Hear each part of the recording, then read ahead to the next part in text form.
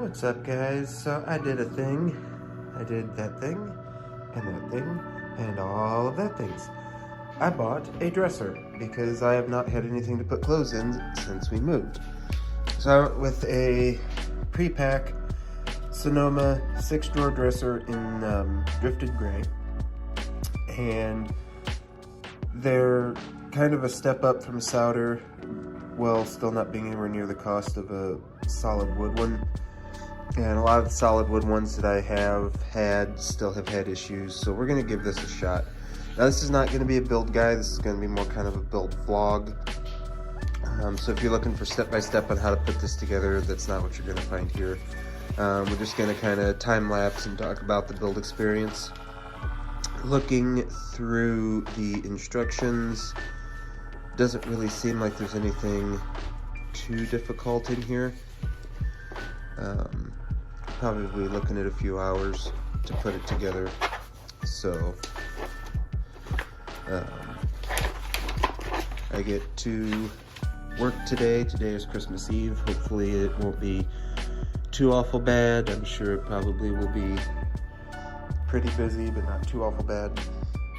So we're just gonna kind of get this going and see how this goes.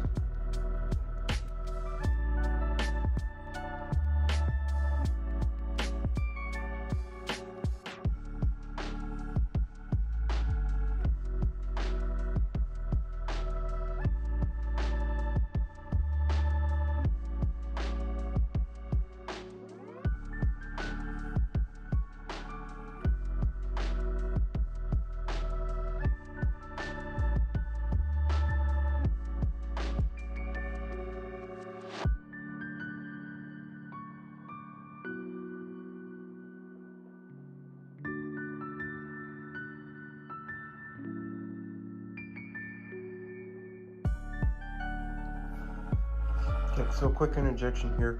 My number one complaint about this so far is that nothing is labeled. Like this here is labeled C3 and C5, but nowhere on the actual piece is there any kind of label for anything, which is generally self-explanatory, but like here it says blue wheel on this side, red wheel on this side, and it says attach cabinet sides to both sides of the center gable, but it does not tell you which side is red and which side is blue. And the problem with that is that the blue curves downward and the red curves upward, so you can't mix them. So I'm going to go with blue on this side and red on the other side, because that's what looks the closest to this, but this is something that I may very well end up having to pull out and flip around once I actually get to putting drawers in. This is very annoying because it really would not have been anything for them to just put blue and red in the instructions.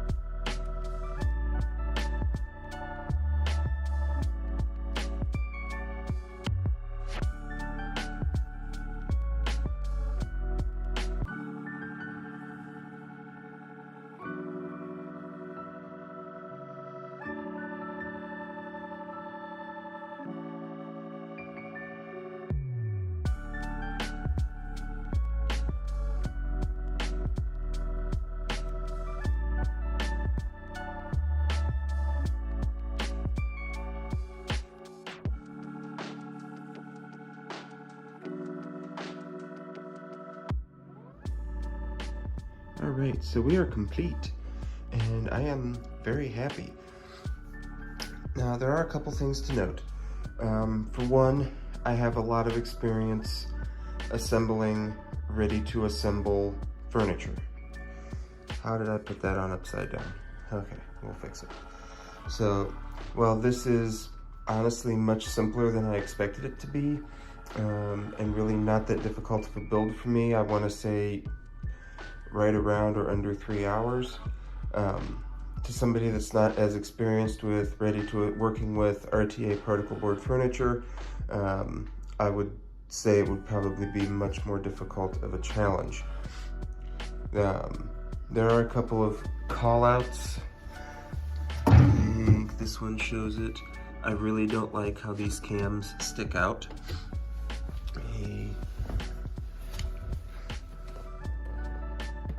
Like that sticks out quite a bit. I don't know how to make it go in anymore. I played with it a little bit and didn't really get anything, so we'll just kind of see how it wears. Give it some time to just kind of cycle and wear, and maybe we'll get tighten it up and it'll sink in a little bit more. This is not terribly deep. For me, this is honestly ideal because I don't really need super deep drawers, and these honestly are pretty deep. I believe they're advertised at 15 inches. And this is probably one of the reasons why I didn't want to go with one that's solid wood.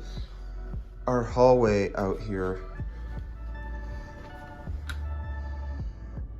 there's no direct path in from anything, so you have to turn it up on its side and bring it down to get it into any of the rooms.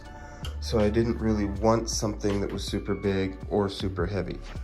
So that works for me. That's how I want it. I also didn't want to spend the money on a solid wood because the kids are still on the younger side, and I've seen a lot of solid wood stuff get really beat up, and honestly, to a degree, the particle board stuff can be easier to kind of patch in. This was only 215 bucks, so I'm super happy with it. One of the other reasons for going with this is I've just not really been super satisfied with solder, and Prepac is a little bit higher end stuff than solder, and so far I'm really happy with it. They also have the drifted gray in a complete bedroom, so I do intend to get the storage bed, headboard, 4-drawer chest, and a couple nightstands to eventually complete it out. So I'm kind of starting to look at mattresses for when I have that extra money. We've had 2 mattresses in a box.